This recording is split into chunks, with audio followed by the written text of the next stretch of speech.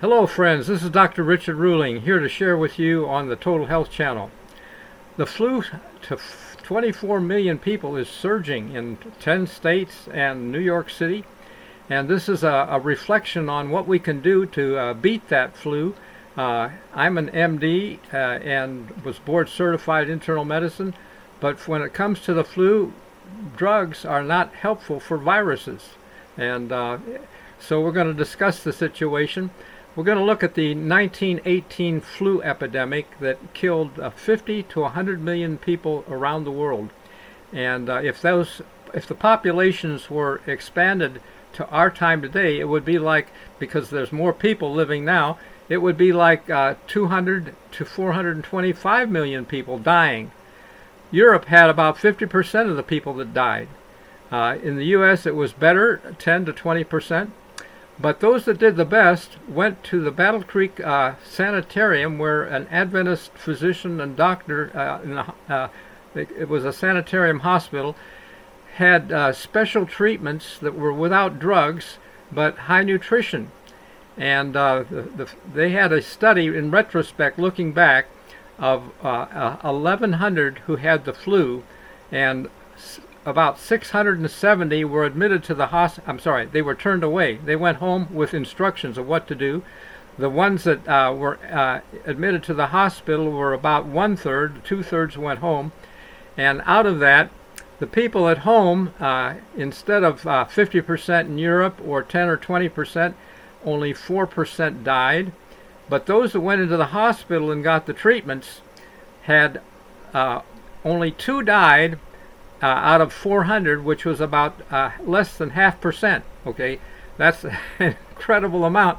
And because I had exposure to this, when I was working in an emergency room in Riverside, California, about 50 years ago, and I was catching the flu, scratchy throat, runny nose, felt cold and achy, and I took my temperature, it was normal. I wondered what I could do to get a fever, because they taught us in medical school that viruses are killed with fever. That's why little babies get fever, etc. Well, I took, instead of a supper break, I took a bathroom break and filled a tub, hot tub, and got myself into it slowly, as hot as I could stand, and in 20 minutes my temperature went up 4 degrees from 98 normal to 102.5. And I said hooray, and as the water's running out, I had a container that I filled with cold water and poured it front and back several times, because I had been taught that contrast, hot and cold, can double your white blood count. These are the soldier cells for the immune system, basically, and it stimulates the immunity so that a person can actually beat this thing. And I didn't eat any supper. I wanted those little white cells. The flu comes in after the holidays, when we've had so much sugar and overeating, etc. Fasting makes the little white blood cells hungry to fight the germs. And so I did that, didn't eat any supper, and saw my patients after the hot tub, and worked till about 11 o'clock, and I thought, hey, that had really helped. I'm going to do it again. So I took another treatment, hot bath, finished with cold, and went to bed, got a good sleep, and in the morning I was well. I had no symptoms. I had aborted it partly because I think I caught it very early. So if you let it set in on you, it's harder to get rid of after it's been around. They used to say it takes a week if you have the right medicine, 7 days if you don't, but for me it was 7 hours instead of 7 days.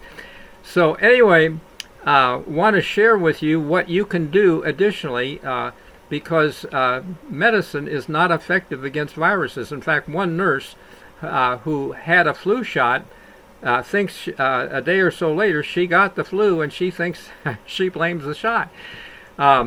Dr. Russell Blaylock, MD, board certified in neurosurgery, reports on one study in which people who had a flu shot 5 times in 10 years, that would be like every other year having a flu shot, their risk of Alzheimer's disease was tenfold, 10 times as much. He blamed the mercury or the aluminum preservatives in the vaccine. Really, I'm not sure, but it could be. And bottom line, I want to share with you some information. If I were getting it and a layperson now, I would want to go to a health food store, maybe talk to the person, and they have sometimes herbs. I know that garlic stimulates the immune system, ginger, echinacea, zinc is good, selenium, and there's a Airborne is a proprietary product which puts vitamin C with it all and is quite effective. We've used it and like it. But bottom line is you don't need to get a shot. In fact, it might be a problem. I want to read to you on that topic from something, my research. If I went to Google and I typed in, hold on, I'm gonna shut this phone off. I can't talk right now. Searching Google for NIH, mRNA, and immune, it finds that the mRNA COVID-19 vaccine may impair the immune system in people who have already compromised, which I take it as meaning they're on prescription drugs for something else. Also, we are particularly concerned, now this is another statement from NIH, we are particularly concerned that certain COVID vaccines may generate a pro-tumorigenic milieu, that is, a specific environment that could lead to neoplastic, which means tumor, transformation that predisposes some who've been stable to oncological, these are tumor patients, oncology patients, and survivors to cancer progression, recurrence, or metastasis, which means spread. And there's a link that I'm going to put in the box down below where you can read that online from NIH. I'm amazed, really, that the world's best-selling book has a chapter calling us out of the confused systems. It calls it Babylon, and it has the word pharmakia in it, Greek word, badly translated, but pharmakia is what deceives all nations. And I'm amazed that our number one industry in this country is making people sick with some pharma and then helping their symptoms with different prescriptions. All of it, I think, as a violation of some principle, and I'm going to share with you a statement that I taught in the School of Public Health at Loma Linda under a dean who had been chairman of the pharmacology department. And he came to me one day and said, you know, they're starting to call medical care health care. And he shared this prescription with me because medical care is not health care, it's the diagnosis and treatment of disease, usually with pharmaceuticals. And here's the definition from a Drill's textbook of pharmacology.